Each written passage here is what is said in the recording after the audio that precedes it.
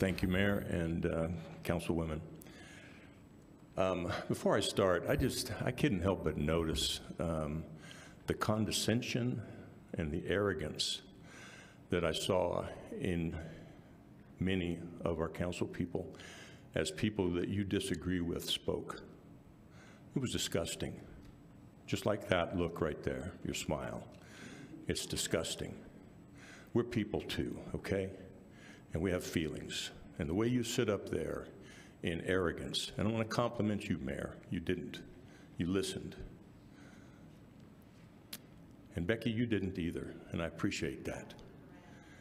I'm sorry? Councilor Duran. I'm sorry, Becky. Councilor Duran, I did not mean that as disrespect. Wow. I'm here to talk about another issue of homelessness in our community. But I couldn't help but see that, and I was amazed by it. This is an email I got from I'm a commercial real estate broker here in Las Cruces. This is an email I got from a client this past week. Just so you know and see what's going on, we now have incidents at 2 locations in Las Cruces. And it's even worse in Albuquerque.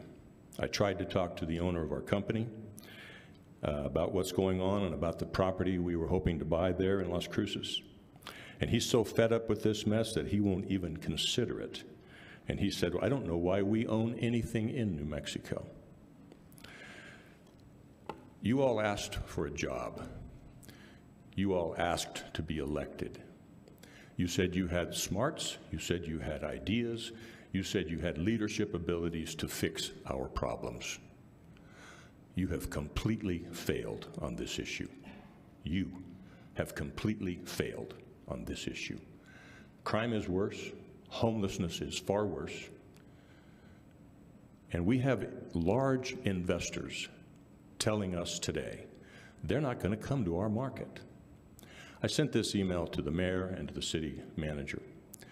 And I'm not sure which one of you did something, but one of you did. And I want to thank you for that, because he sent me another email that said, Randy, they did address the problem, but we're still not willing to come to Las Cruces at this time.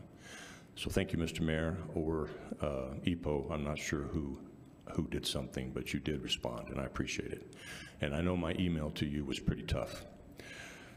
I've been accused of complaining and not having any ideas. My time is up. I would like for 45 seconds to read 8 ideas about the homelessness, please.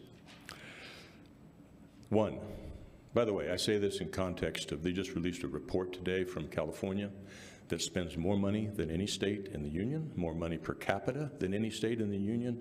They're spending $100,000 per homeless person, and their problem is worse. So the answer is not money. 1, provide housing for those who are physically, mentally unable to work.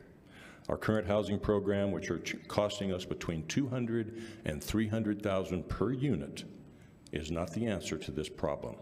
It's making a lot of nonprofit people rich, but it's not creating the homes that we need. Do your math. $200,000 to $300,000 per unit for cracker box apartments is what we're spending. Did you know that? No, you didn't, because you didn't do the math.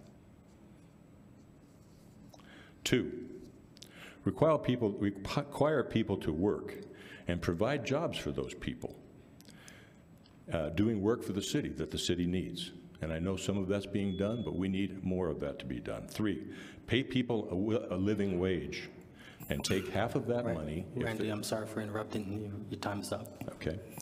I have 8 very good ideas here, and I hope they don't land on deaf ears.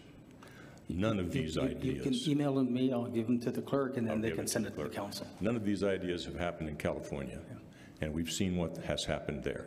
Okay. The answer is not throwing more money at it, and it is not looking down on people you disagree with smugness. Okay, Randy. Disgusted.